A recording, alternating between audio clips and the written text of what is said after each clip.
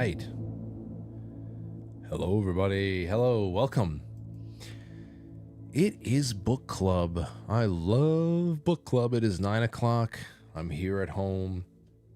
Cozy settings. This is why I will be doing book club from now on, no matter what. And in this last group of chapters that we read together, it started with the beginning of book 4, After Doomsday. And we stopped once we hit Journey's End. Once you came face to face with Journey's End, that's where it all stopped. So I hope that everybody has gotten the link. I just want to say off the bat that when I sent out the link through the email blast, for some reason, I sent out the link for session 2, the rerun for session 2. So I sent a second email. I really hope that the 2 emails that came back to back did not trigger any kind of spam filters or anything like that. But still, there you have it. I see a good amount of people here, so I didn't screw up completely. Though I did kick myself in the ass when I realized what I did. So I'm sorry about that. I see Wayne. Hello, Susan. Hello, Free to be Freebird, Mary, Kate, Winston, Brian. It's great to see you all, and more coming in as we go along. So these chapters are really, if we're going to talk about anything, it is about the reorganization of society. We get to come back around to certain groups. We start seeing what Gillings, Corporal Gillings and Sergeant Hooker, what is going with these little detachments of old American military are doing now that they are their own little, autonomous roving bands of people that they're trying to take over and stabilize their positions.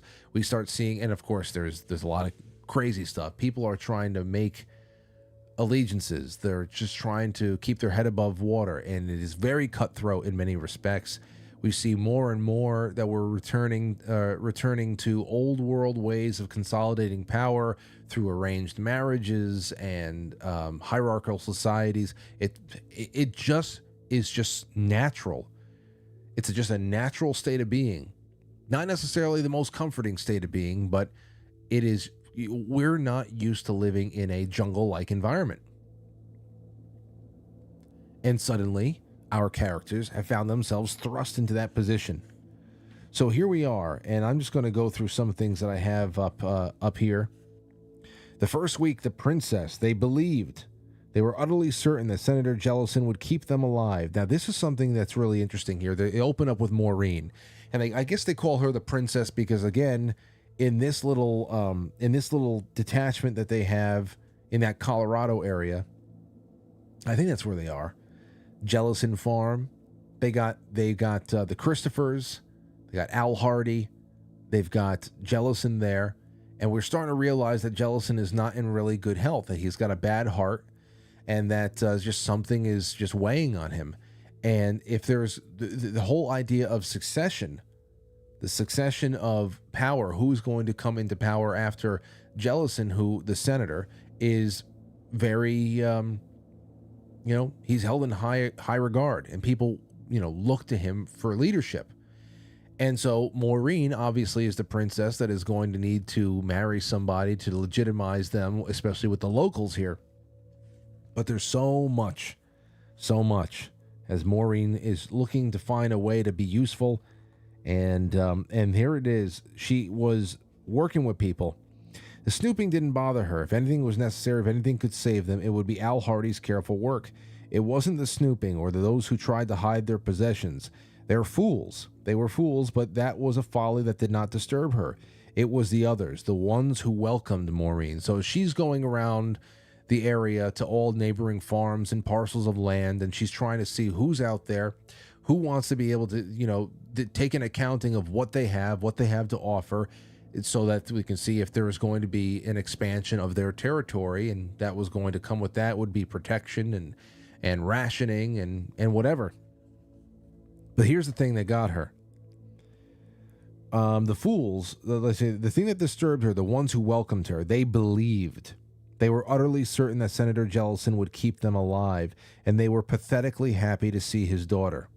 They didn't care that she had come to pry and snoop and perhaps take their possessions. They were only too glad to offer everything that they had freely in exchange for a protection that did not exist. And that is the real thing that underlies what is being reorganized in this world with everybody. Is that there really is no guarantees. You can't really guarantee anything. That they're just trying to find a way to get enough things together, enough resources together to last out the winter and to give them a shot at a way of planting some sort of crop and getting back on their feet and getting self-sufficient and living off the land in the following season. There's more. I'm just going to keep jumping around. I'm looking at the chat room. Good to see you. The Band of Cannibals, hard, honest work. Oh, yes. There's a lot. Let's see here. Let's see. Harvey. We get a lot more of Harvey. He's almost starting. I'm almost starting to come around to him a little bit. Just a little bit. But yeah, I'm going to get into what you guys can get. I have a lot of highlights over here. But I think last week I said I was just going to jump into what you guys all said, because that's the gist of it. We're talking about the reorganization of society in these little cliques, these little clans. There finally is a hint of spiritualism in this. There finally is a hint of that when it comes to, I believe it's the cannibals. I believe it is. But let's get around to something that you guys are saying, and then we might even open up the lines, and I want to hear from you again. All right, first one up is from Dyslexic Angel. So this round of reading, I had more questions than answers. For example, on the very first page of the chapter, First Week, The Princess, there's a reference to Eileen Hamner. Who is that? And then again on 479, did Eileen and Tim get married? Am I missing a chapter? I can see Eileen struggle with what would be the point of going on and appreciate Harvey's view on it. She really is struggling, and I get it. So much I started Rick Warren's book, Purpose Driven Life, and then we get to Gordy, and I still don't like him. But week 4, OMG, just know. I don't care how hungry I get, I will not resort to that. Never. Gordy is very odd. That was very off-putting stuff. Harvey Randall is able to meet up with Andy. They cross paths with Gordy up there in the mountains. He sees his son Andy, and Andy is a changed man. He's still the same age. He's only a couple of weeks older than what he saw him last, but he's a changed man. He has a woman. He learns, Harvey does, that his son has already taken human life, and he's claimed a woman. In fact, everybody in their Boy Scout troop has claimed a girl. I can't say woman because they're all teenagers, some under the age of 16, including Gordy's girl. And he's just as a matter of fact, there is no age of consent out here. It is just the experience of living and people shacking up and trying to create some sort of a new society, and this is just it. Men, women, coupling, this and that, but it's just so off-putting. It really is. And there is this sense with, and I guess you can start seeing, you remember when we left off on that one chapter when Gordy had kind of felt triumphant and all that stuff, you can start seeing that everybody's having little delusions of grandeur. And they're coping in certain ways, and I think that they're thinking that they will be their own kings, their own emperors in their own little right. And that was very odd, that meeting up with Gordy, to see all the coupling that was done with all the kids and anyway. But how on God green earth did Reverend Wackadoodle, a.k.a. Reverend Henry Armitage, survive the tidal wave? And no, I do not believe he is a prophet. This all feels dark and, well, just dark. I see the need for order, and I see the factions being created. It really has become the wild, wild west. Yes, Reverend Henry Armitage is the one that shows up and starts speaking about everybody being called to ascend to a higher purpose. That way they were chosen by God, left behind to do something big. And he's actually starting to hear from people. I mean, and maybe this is just because everybody lived through something so collectively horrific and outside the bounds of anything that you could imagine, anything outside of an earthquake or a hurricane, that it you got to imagine it put the fear of something bigger than they ever thought inside of them. Is it God? Is it just, what are the chances? It just seems so monumental that maybe that's the reason why Reverend Armitage is getting through to people. The cannibals. The cannibals. All right, let's get a little bit more in here. Snark Dragon says, where would they find a church for a wedding, Dyslexic Angel? In the context of post-apocalypse, I'd imagine they just have to agree, okay, we're married. Just a thought. Yeah, I didn't, there obviously was no wedding. But I did see this, and I just said, okay, well, Eileen and Tim, they shacked up. They shacked up. It had to be. Now, whether or not it's a typo, I don't think so. I think it's been through too many printings for that to be a typo. Let's see. A little bit more. Jalen Wenning says, wow, a lot has transpired within this session. With some sections jumping ahead several weeks, I leave some gaps in the story. So for my only real complaint about this book, albeit very minor one, my two favorite scenes are just when they finally meet back up with Dan Forrester and get low down on how he's managed to survive thus far. And the scene where the group rummaging through the store stops to watch the dead kangaroo float by. They had been surrounded by so many dead people for so long, and seeing a dead kangaroo was something so unique it made them pause and watch it until it floated away, while Johnny and Rick thought that they'd all went crazy. Also, it's hard not to look at the parallels between this book and The Stand. I wish I could have read this book prior to The Stand. Yes. In fact, there's one part here where I put The Stand in. Where the hell is it? That's Journey's End. I was so happy to see the touchdown.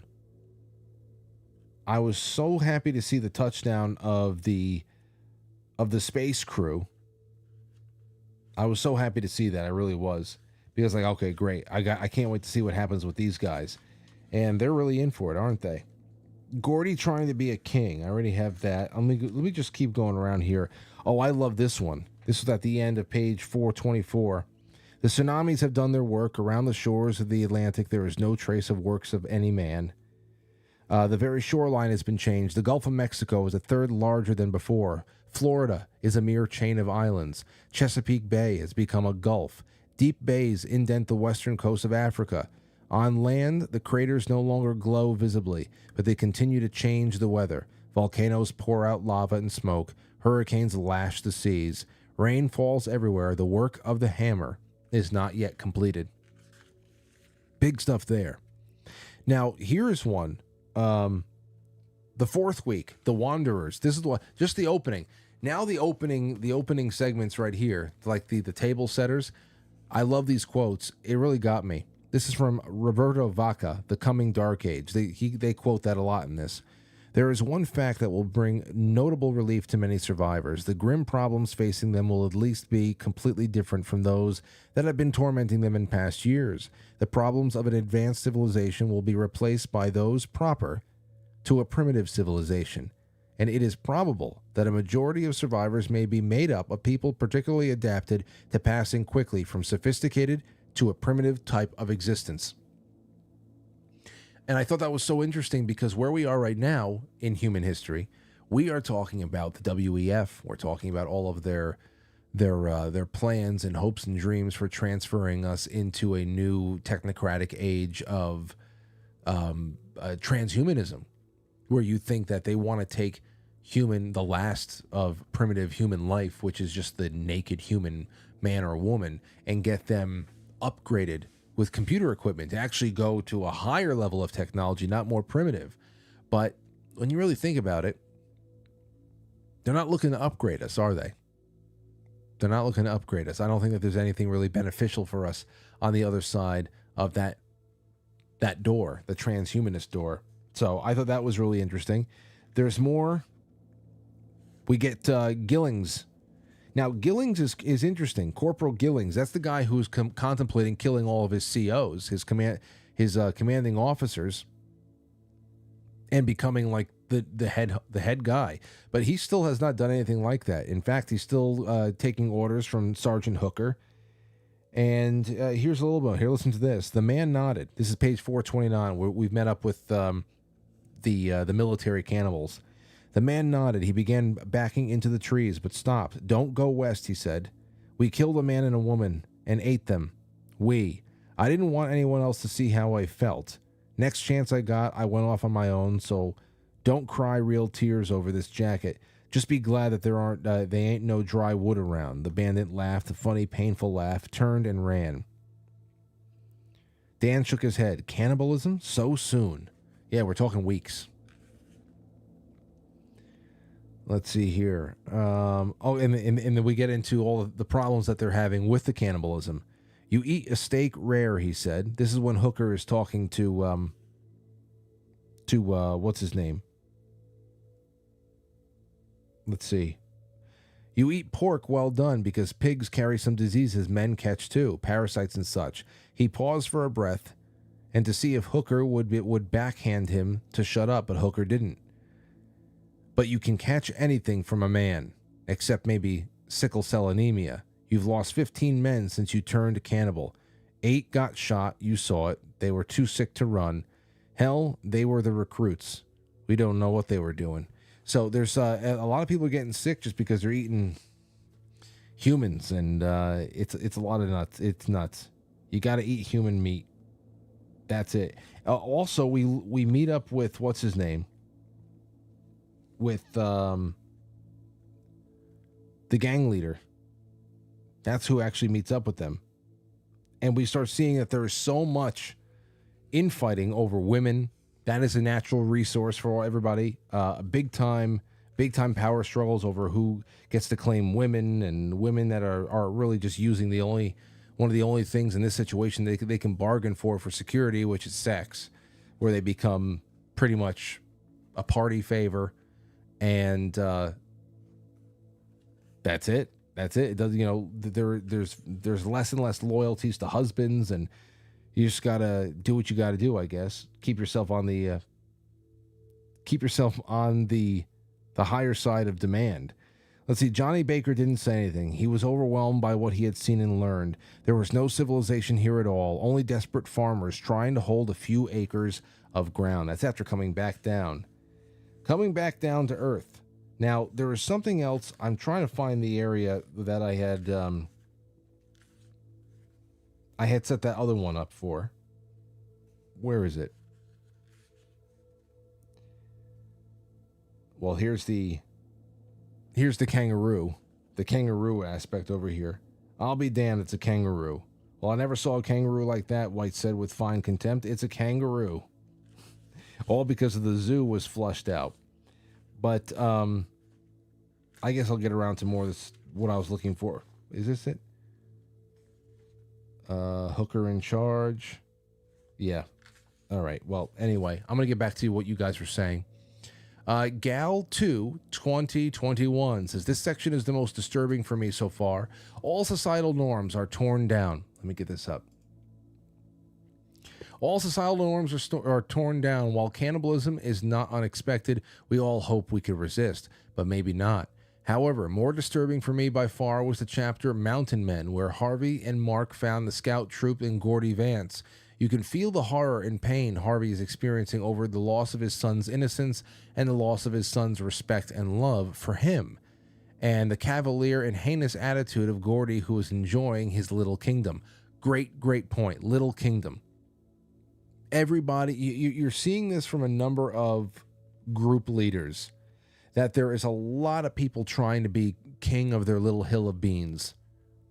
Okay? And obviously, you know that that's not going to last for very long, because, the elements are going to be against you. You need to be able to start living off of the land a little bit more, and you're going to have to fight off larger groups. There are several references in these chapters talking about emerging presidents of the United States that there are people making claims about presidents there, the new president of the United States, who is going to be the predominant military power, that somewhere over there in Denver, Mile High, around Denver, Colorado, is going to be a pretty well-armed, formidable contingent of ex-military or continuing military because of Cheyenne Mountain. Things that we've talked about before, that is anybody who's talked about continuation of government theories and end phase disaster models and all that, Cheyenne Mountain is a huge part of all of those theories, because it's true. They have very well installed military bases. You have the underground aspect. You also have the mile above sea level aspect. So there's a lot more of a way to get stable and to distance yourself from what the kind of craziness that's going on around them. It seems that Harvey, though, continuing with Gal, it seems that Harvey had lost everything for choosing to go pursue a story on the fateful day of Hammerfall. Yeah. And that's the other thing here, too. Who killed Loretta? I'm still confused. Is it Aleem? Is it Aleem, or was it the people in the blue car? Did Aleem kill them? I'm trying to. I don't know if I missed that. If he understands, or has the reader been revealed the identity of those who actually killed Loretta? But he went to go choosing to pursue that story. Loretta gets killed. He's no longer at home. House gets ransacked, and his son goes off with Gordy and is now it's like Lord of the Flies over there. Like Dyslexic Angel, I wondered how on earth Reverend Armitage survived and now will exploit the Black Wanderers and soldiers for his prominence and power. This can't end well. Reminds me of Jim Jones. Yes. He shows up, and suddenly people are listening to. These are the types of preacher types that would be at the corner of an intersection, holding up a placard and trying to get attention from passersby as they're driving by him. Whatever by all means would normally be just completely ignored, but now, because people have gone through this biblical disaster, he seems to be catching a few more ears, and he's offering something up that nobody has yet. Because all of these places, all of these groups that we're checking in on, whether it be Gordy, whether it be the Jellisons, the Christophers, and whoever the hell else, everybody's thinking practically. They're thinking about acreage on farms. They're thinking about taking very, very specific inventory of what resources they have. They're thinking about how many mouths to feed. They're managing populations. They're holding court over people who are violating any kind of new rules and norms. Like toward the end of our reading, we see Jellison kicks out a man and his family for hoarding. It was a second violation. So he had like over 400 pounds of chicken feed or something like that. And because he was sandbagging and he wasn't really, being forthright about all the stuff that he had, they had to be kicked out, which is essentially a death sentence. And it's nuts. But that's the kind of thing that everybody except Armitage is dealing in. Everybody except Armitage is dealing in that. They're dealing in dollars and cents.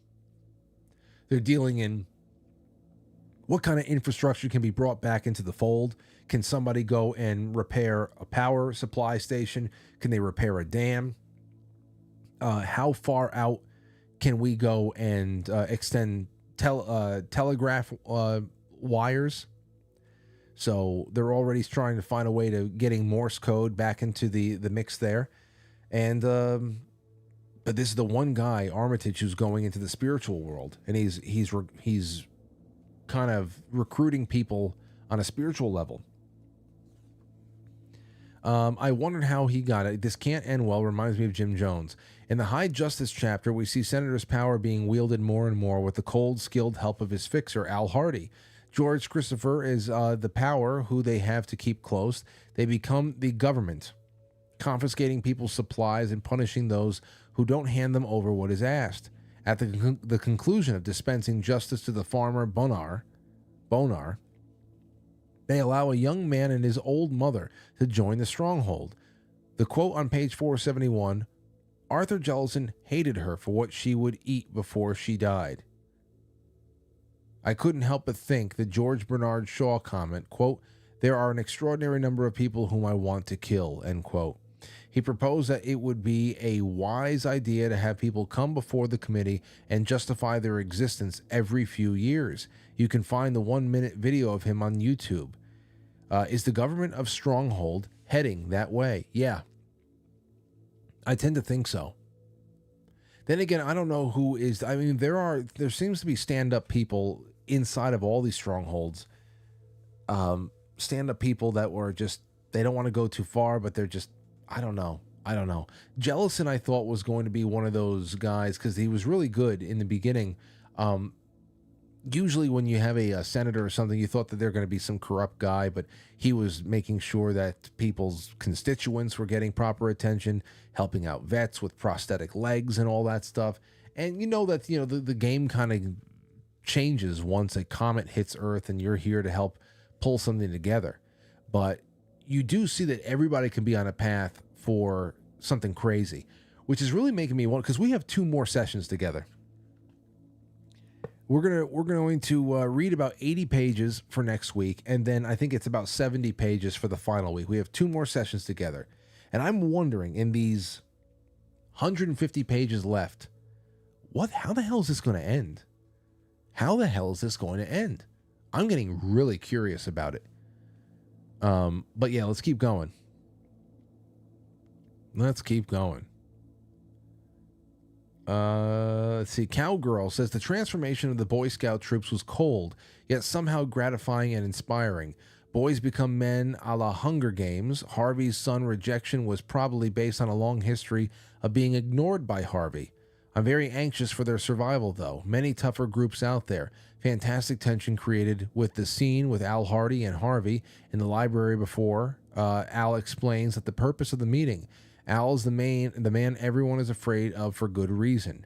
We get a good look at what it means, what makes him tick. A community in times like this, needs an Al, whether we like it or not.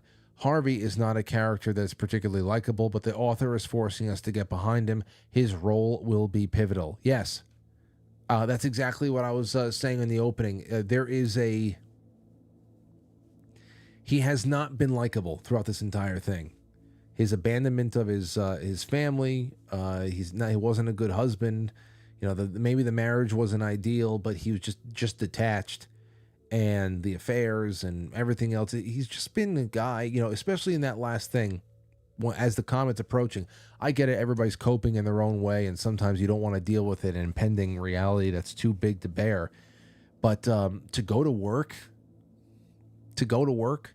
instead of gathering the troops. Instead of gathering your wife and your son and you're sticking together, you're facing the end of the world. Okay, your marriage is not the best. Did she ever mean anything to you? Like, these are things that really make me feel bleh about Harvey. But then again, life goes on, and here you are. And as they say, every saint has a past, every sinner has a future. You got to give somebody a chance to have their character arc take them somewhere else. You have to give that chance. If we don't believe in redemption, who are we as a reader, or as a fellow human being? If you don't believe that redemption is possible for people, then what the hell are we? So that's it. Jalen Weddings actually says to that, I keep feeling like Harvey is going to have a moment in the final pages that will redeem his character. I could be wrong, though. You hope so. All right, Beastburn says, although this has been a theme for the last couple of sessions, I'm still horrified at just how quickly society breaks down. I was sickened at how quickly looters stripped and murdered in the suburbs of Los Angeles. I was humiliated at the scene of at the sense of ease, and many marginal characters took the concept of post-apocalypse even before a hammer fall in the case of Fred Lauren. I think it was so disgusting because although this book is a fiction positing the events unlike anything we have ever been known to experience, it seems so obviously realistic on how quickly and clearly everything will break down.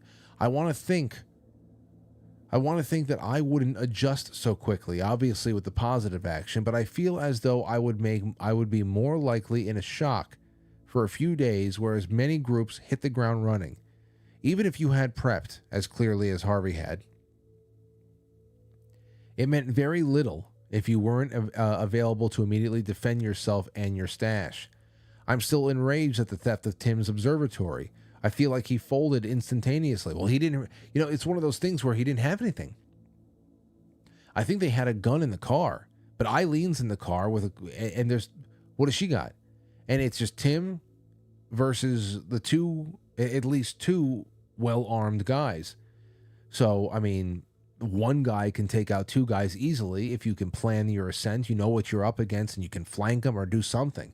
But, I mean, he was just rolling up on his observatory, not expecting that. So it's, I don't know how I wouldn't have folded. I would have negotiated with whatever I could and get the hell out of there, and maybe just check it off in the back of my head. I'm getting revenge on these people.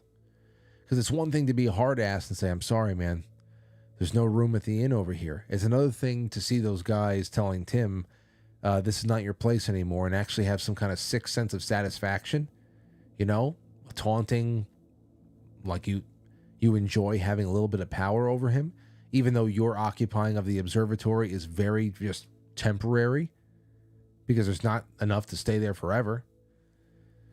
I wonder where those guys are going to be. I wonder if those guys show up at the end and Tim has a little chance to blow their heads off.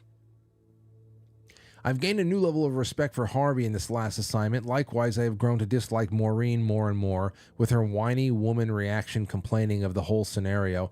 I can go on with the examples, but I feel like you know what we're talking about here. I know exactly what you're talking about, Beastburn. I know exactly what you're talking about. Maureen is a pain in the ass. Chapters outlining the disgusting nature of Cannibal Caravan, as well as Aleem's Rape Caravan, are gruesome detailed outlines of realistic break-offs from society.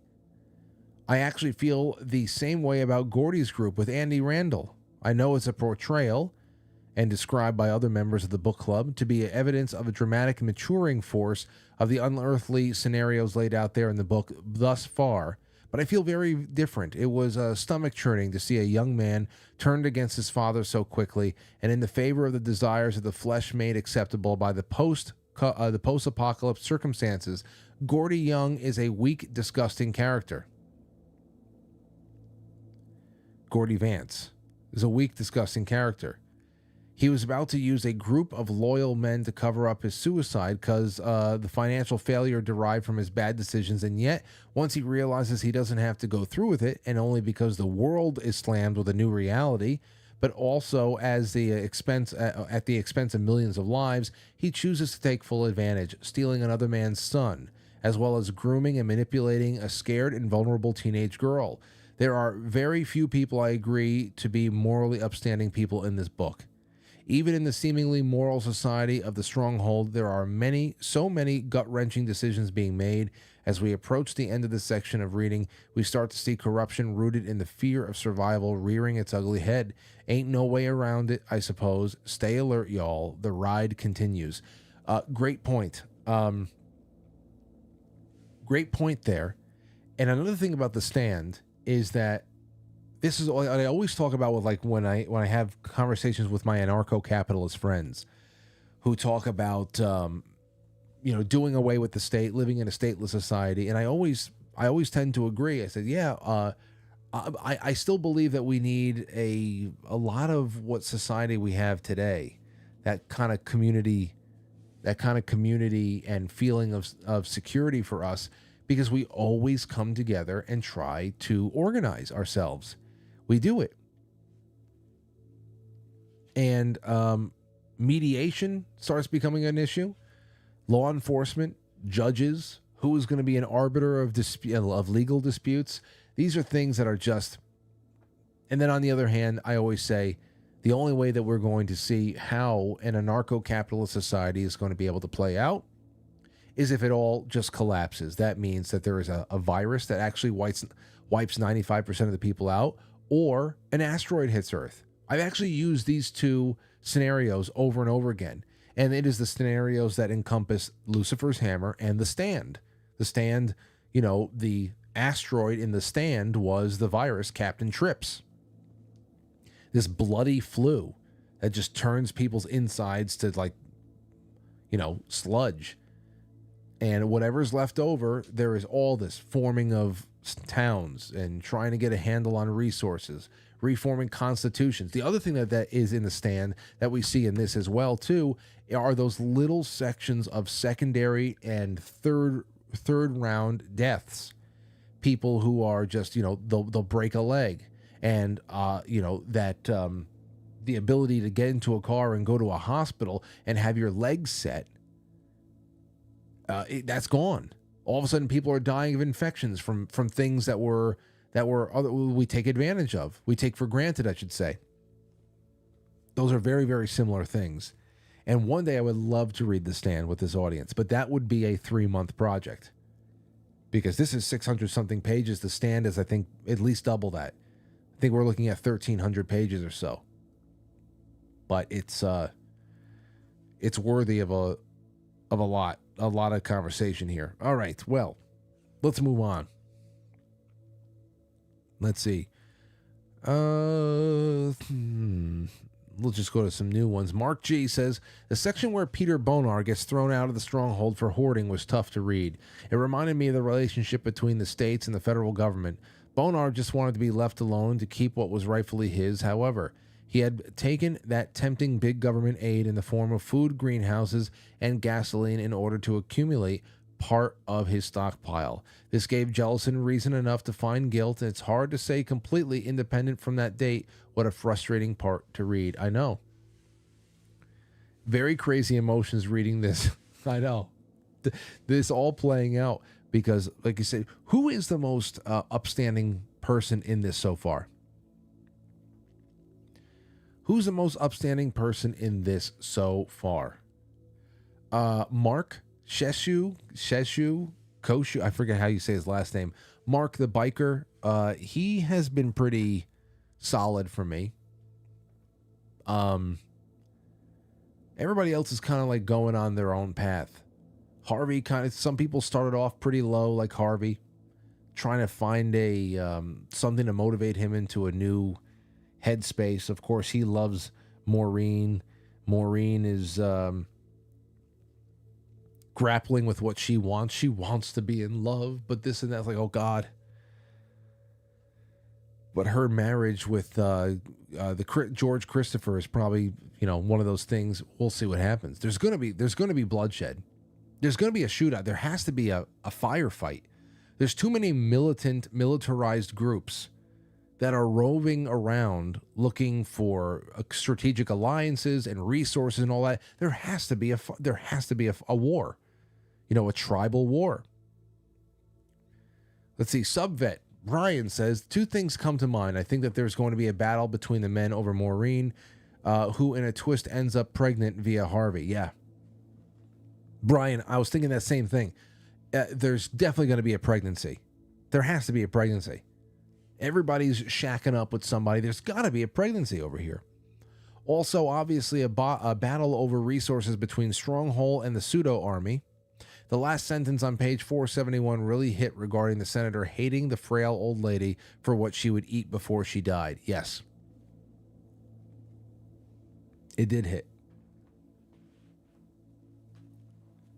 Left shoulder feels like it's out of the socket. Callie24 says, the cannibal scenes reminded me of the series The 100. If anyone ever watched that series or read the books, has anyone who watched it see the parallels between this book and that story? I haven't seen it. Mimi Lady says, I forgot what our reading assignment was and ended up finishing the whole book this week. And I won't spoil anything, thank God. But I have a question for next week's forum. Okay, well, I'm not going to look at that. I'll read it later. Here's a little bit from NJSF, and then we'll have about 15 minutes left or so, and I want to open up the lines. So I'm going to open up the lines from now. 914-200-0269. NJSF says that the chapters for this session continue the description of the awful breakdown of society. the hard choices to be made, and the organizational structures that emerge. It is also at this time that a stronger spiritual hint starts to emerge. Yes. The weaving of the character arcs continues, the time with a larger focus on Harvey, this time, Maureen, Al Hardy, and the foreseeable antagonists of the Stronghold. The merger of the criminals with the cannibalistic soldiers. I welcomed the nice surprise of Dan Forrester surviving due to adaptability and clear sense of priority and what can give him the best chances of survival. I'm very curious to see how we are going to find him later on. If I had to wager, he'll probably do fine at the end. Yeah, he'll probably do fine at the end, but remember, Dan had to take his insulin with him. I don't understand this. I understand at this point, because he's been a couple of weeks, walking and all that other stuff. He's losing weight. He's getting healthier. But was he really able to reverse his diabetes just from walking? Maybe in fasting? I don't understand. We got to get more on that. Because I know he took some insulin with him from his house, but how much was that? And insulin requires refrigeration. And if he ran out of all that stuff, he said he knows how to make it. But did he find some sheep? That's the one thing about, did anybody else, am I lost on that? Did anybody else, did I miss something on that? Because I've been wondering about that. Dan Forrester is an interesting guy, but if he's out on his own, I'm saying to myself, what is he doing for insulin? Let me look at the chat room. Depends on the diabetes type. Well, I have to imagine it's type 2.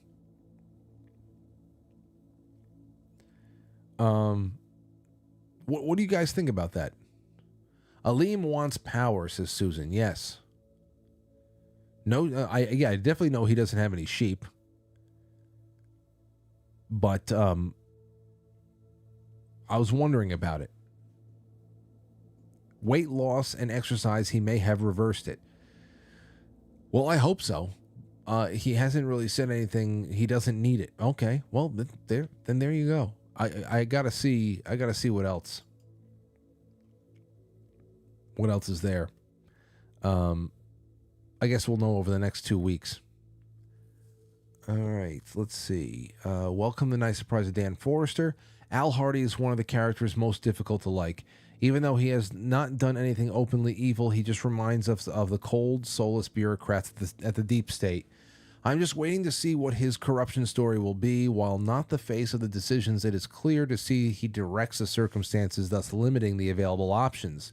The evil character to watch out for is Reverend Henry Armitage. He gives off serious Antichrist vibes with how he joins the unholy alliance of the cannibalistic soldiers and the criminals by claiming God had chose them and absolved them.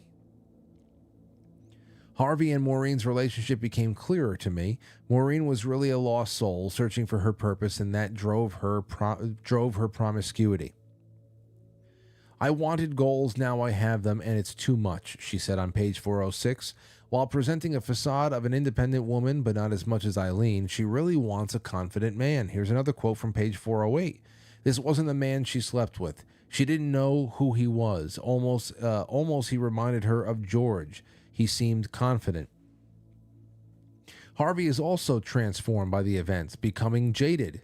Quote, "You're scared," he gasped. "Lord God above, you haven't seen anything to be scared of."